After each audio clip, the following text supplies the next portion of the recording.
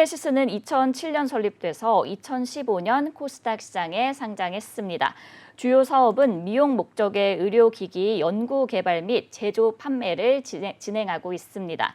의료기기 브랜드 클래시스, 미용기기 브랜드 클루덤, 개인용 디바이스 및 화장품 브랜드 스케덤을 운영하고 있습니다.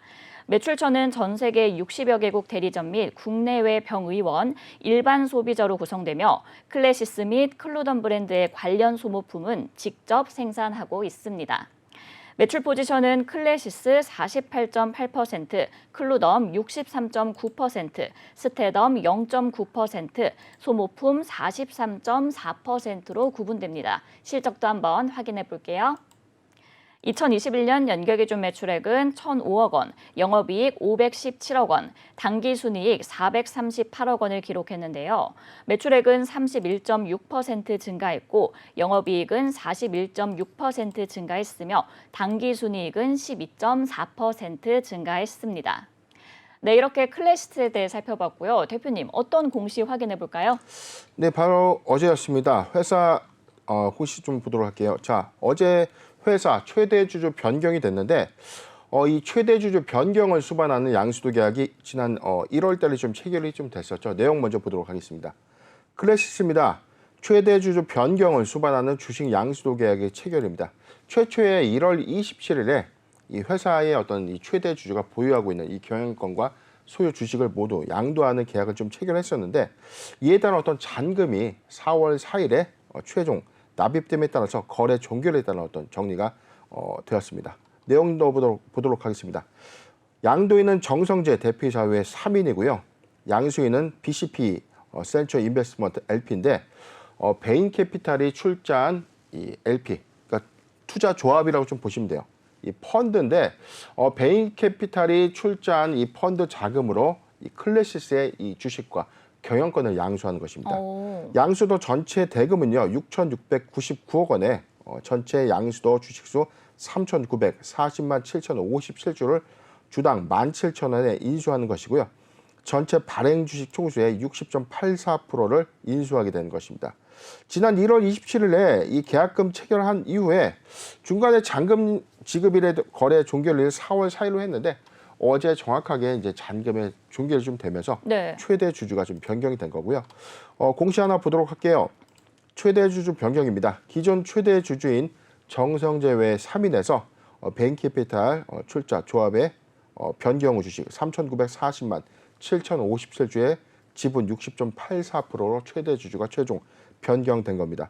주식 양수도 계약 체결 그리고 잔금 납입 완료에 따라서 최대 주주가 변경됐다고 좀 밝혔고 이에 따라서 기타 특이사항들은 또 없어요. 지금 조달 방법에 대해서 일부 자금을 좀 차입했는데 하나은행과 삼성증권에 각각 한 1,575억, 3,140억 정도, 150억 정도 되는데 네네. 지금 3,150억 정도는 시장, 3,250억이죠. 3,250억 정도는 시장 자금을 조달을 통해서 차입 인수를 하고 나머지 6,900억, 나머지 차익 부분을 전량 이 캐피탈에서 인수하는 어떤 흐름들을 좀 볼 수 있는데 네네. 일단은 이 최대 주주가 최종 변경이 됐기 때문에 이에 따라서 지금 이 기타 시장 안내를 통해서 최대 주주 지분이 보유예수되는 겁니다. 지금 최대 주주 변경에 따라서 명목회사 법령상 인허가 또는 신고 등록 의무 등이 없는 조합인 경우 또는 최대 주주 등의 이 규정에 따라서 소유 주식 등을 1년간 의무 보유예수를 해야 된다. 즉 경영권 양수 계약에 따른 이 최대 주주의 변경으로 인해서 이 공시 규정상 1년간 보유예수가 되는 공시가 되겠습니다. 네, 이 미용 의료기기 전문 기업인 클래시스가 베인 캐피탈을 새 주인으로 맞이했습니다. 대표님, 이 먼저 사모펀드 운용사 베인 캐피탈에 대해서 한번 설명 좀 부탁드릴게요. 네, 이 회사는 지금 대표적으로 우리나라에서 좀 많이 친숙한 법인입니다. 미국계 투자 회사인데요. 네네.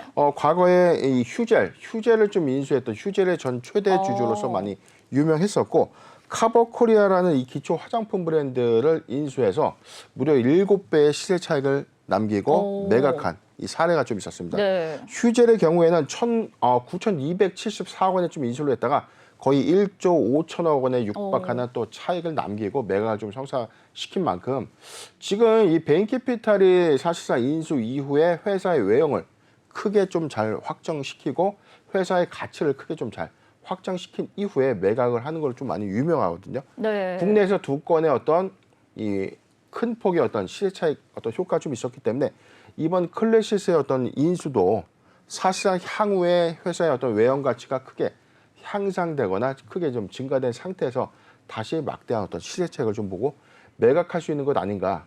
자, 그렇다면 뭐 우리가 좀 통상적으로 좀 보았을 때 주가랑 좀 연동해 볼 수 있잖아요. 그렇죠. 기업의 가치가 증가한다는 것은 주가의 상승을 좀 의미할 수 있기 때문에 네네. 클래시스도 이런 관점에서 이 최대 주주의 어떤 인수 이후의 행보에 대해서 많은 관심이 좀 집중되고 있는 상황입니다. 네, 대표님, 그럼 아무래도 이 사모펀드의 인수가 되면은 경영 환경이 좀 이전과는 달라지지 않을까요? 네, 이게 사실상 이게 뭐 장단점은 좀 있는 것 같아요.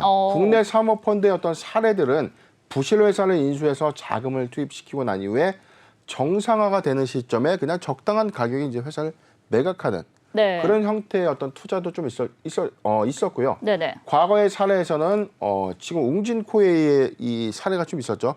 웅진코웨이의 정수기 회사를 좀 인수해서 코웨이라는 법인을 설립하고 난 이후에 다시 웅진그룹이 좀 다시 재매각을 했었죠. 이후에 다시 이 매물이 다시 시장에 좀 나오면서 현재도 좀 사모펀드가 좀 운영을 좀 하고 있지만 사모펀드가 좀 인수를 한다는 것은 회사의 어떤 막강한 어떤 사업 지원을 통해서 회사의 외형 가치를 좀 더 확장해 나갈 수 있는 어떤 장점도 좀 있습니다. 그런데 베인 캐피탈의 경우에는 이 글로벌 이 영향력이 좀 있는 이 펀드사거든요. 네. 그렇기 때문에 이 막대한 자금 지원을 통해서 회사의 외형 확장 그리고 시장 점유율의 어떤 확대를 해외 시장에서 좀 보다 본격화할 수 있는 장점을 좀 갖고 있기 때문에 네. 사모펀드사가 좀 인수를 하면서 외형 성장이 좀 더 가져가는 케이스도 많지만 사실상 사모펀드가 인수하고 나서 그래서 외형 가치도 좀 하락했던 어떤 이런 케이스도 좀 있기 때문에 옥석가리의 관점은 좀 있습니다. 그런데 이제 이력을 좀 본다면 베인 캐피탈의 경우에는 카버코리아나 휴젤의 어떤 인수 이후에 어떤 매각 성공 사례가 좀 있었기 때문에 클래시스도 이런 관점에서 기대감을 좀 갖고 있는 상황입니다. 네, 일단 장단점은 있지만 그래도 좀 이력을 본다면 기대감을 가져갈 수 있겠다라고 말씀을 해주셨습니다. 대표님께서 이제 방금 말씀하신 이 해외 사업 영역도 한번 살펴보도록 하겠습니다. 이렇게 해외 사업 영역도 확대를 해가면서 두각을 나타내고 있는 상황인데요. 이 해외 시장에서의 잠재력은 어떻게 보실까요? 네, 일단 지금 실적을 잠깐 보면 2021년도 기말 이 수출 실적을 좀 보면요. 네네. 전체적인 금액에서는 지금 365억 원의 이 클래시스 부분, 그다음에 64억 원, 그리고 267억 원. 전체로는 한 701억 원의 수출 비중. 전체 매출이 1,005억이었는데 지금 수출 비중이 거의 70%에 좀 육박한다는 것은 대다수의 어떤 실적이 해외 법인을 통해서 좀 이루어지고 있다는 거죠. 네. 지금 최근에 성장을 좀 이끌었던 부분들이 브라질의 어떤 시장 점유율 10% 이상 확대된 부분으로 인해서 해외 매출이 좀 본격적으로 좀 반영되고 있는데 지금 최근 3개년도의 어떤 실적 기준을 좀 본다고 한다면 클래시스의 경우에 2019년도 그리고 2020년도, 2021년도의 실적을 보면 해외 수출이 꾸준히 좀 증가되고 있죠. 196억에서 205억 그리고 365억. 클로돔의 경우에도 54억, 35억으로 2020년도는 좀 부진했지만 다시금 2021년도에는 64억 원의 실적 회복이 좀 있었습니다. 소모품의 어떤 가격 증가세가 좀 있는데 146억, 169억에서 2021년도 267억을 좀 기록하는 등 수출이 누계치로 보면 410억, 410억.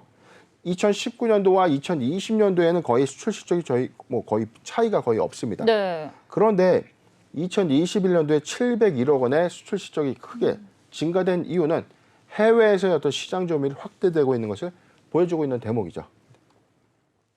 네, 그렇다면은 이제 저희가 한번 리오프닝주에 대해 한번 이야기를 나눠볼까 합니다.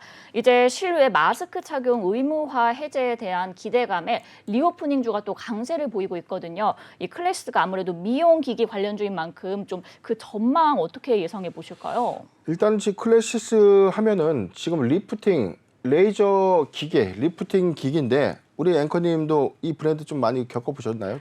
그렇죠. 저도 좀 해봤죠. 예, 저는 피부과 같은 데서 구경 좀 많이 해봤어요. 네. 구경하면 이 클래시스 제품에서 이게 처음엔 저는 보톡스 제품인가 좀 그런 생각했는데 알고 보니까 이게 미용 관련 의료 기기입니다. 네. 레이저 시술을 통해서 뭐 피부에 뭐 리프팅 기능이나 미백, 뭐 잡티 제거 등을 그렇죠. 좀 하는 잘 알고 그런 기기인데 계시는데. 네. 사실상 이 코로나19 이 팬데믹이 확산되면서 국내 사실상 이 임플란트도 그렇고 그 미용 의료기기 시장도 사실상 이 타격을 입은 것은 맞습니다. 그렇죠. 왜냐하면 대다수의 이 팬데믹 초기에는 병원에 가는 게 굉장히 좀 껄끄러웠죠. 맞아요. 단순하게 우리가 감기 기운이 있어서 그냥 병원에 가고자 하는 것도 코로나에 가서 감염이 되면 어쩌나 좀 그런 걱정도 사실 있었고 맞습니다. 대면 진료를 하다 보니까 아무래도 이제 피부과라든가 뭐 치과 치료 같은 경우는 대면에 대한 어떤 부담감들이 좀 있었기 때문에 사실상 이 환자의 수가 좀 감소했던 것은 맞습니다.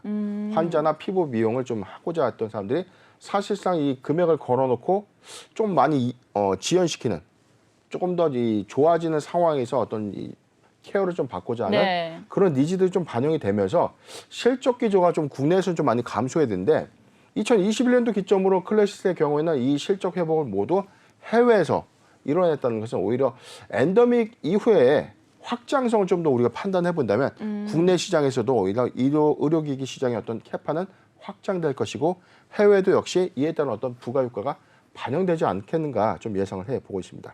네, 그렇다면 해외 시장 이제 캐파 확대 그리고 엔더믹 이후의 수혜주로 좀 전망이 괜찮다라고 말씀을 해주셨는데 대표님 그럼 끝으로 이 대응과 또 투자 전략에 대해서도 한번 짚어주세요. 네, 이 클래시스의 경우에 사실상 우리가 임플란트 관련주를 2020년도, 2021년도 제가 이 상반기와 하반기에 종목 추천 관점으로 좀 많이 좀 방송을 했었습니다. 네.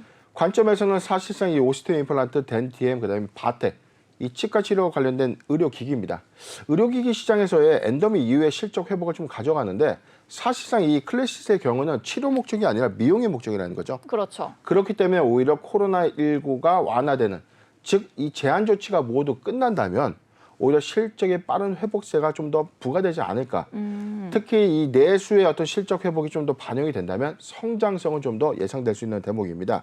지금 주가를 좀 잠깐 보면 저희가 1월 29일 날 좀 방송을 했을 때거든요. 네. 제가 잠깐 좀 내용을 볼게요. 한 이때인데 자, 요때 저희가 방송을 좀 했는데 당시 제가 이제 추천 목표가 부분이 한 요 구간이었습니다. 네. 지금 15,000원, 16,000원 단기 구간에서의 어떤 매각 기대감이 반영된다면 클래시스 단기적 관점에서 매수해도 좋은 구간이다라고 좀 말씀드렸는데 자, 저희가 방송하고 난 이후에 사실상 구간으로 보면 성장성 매각에 대한 어떤 기대감이 좀 반영됐다는 거죠. 그럼에도 불구하고 오늘 1.3%의 소폭 조정받고 있는 이유는 최대 주주 변경에 있다는 어떤 제로섬을 관점이 아니라 여기서부터 우리가 스타트업으로 좀 본다면 저는 오히려 엔더믹 이후 즉 최근에 어떤 거리두기 제한 조치가 좀 완화되고 있는 흐름 그리고 2주 이후에는 뭐 야외에서도 마스크를 좀 벗을 수 있다. 그렇죠. 그런 어떤 질병관리청의 어떤 보도 자료 등이 좀 나오고 있는 상황에서 빠르게 엔더믹이 전환되는 어떤 시점이라면 하반기부터는 좀 본격적인 실적 수혜가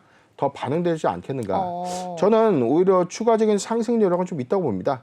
지금은 사실상 이 회사의 어떤 캐파 확장 대비 주가의 상승폭은 그렇게 큰 편은 좀 아니었기 때문에 네. 저는 뭐 매수 관점을 아주 유효하다 보고 다만 저희가 1월 추천 관점 대비 주가는 지금 많이 상단에 많이 올라와 있기 그렇죠. 때문에 지지대인 관점에서 좀 말씀드리겠습니다. 22,000원, 22,000원이 이탈되지 않는다면 보유 의견 좀 제시해드리고요. 매수하기 좋은 구간 2만 원, 2만 원에서 22,000원 구간, 2만 원에서 22,000원 구간 포트 비중 5%의 분할 매수 의견을 제시해드리겠습니다. 네, 일단 22,000원이 이탈되지 않는다면 보유하시면 좋을 것 같고요. 매수하기 좋은 구간은 2만 원에서 22,000원, 포트 비중 5%의 분할 매수 의견 주셨습니다. 엔데믹 이후에 이제 하반기 실적의 빠른 회복세까지 예상해 주셨고요. 추가 상승 여력도 있다라고 짚어 주셨습니다.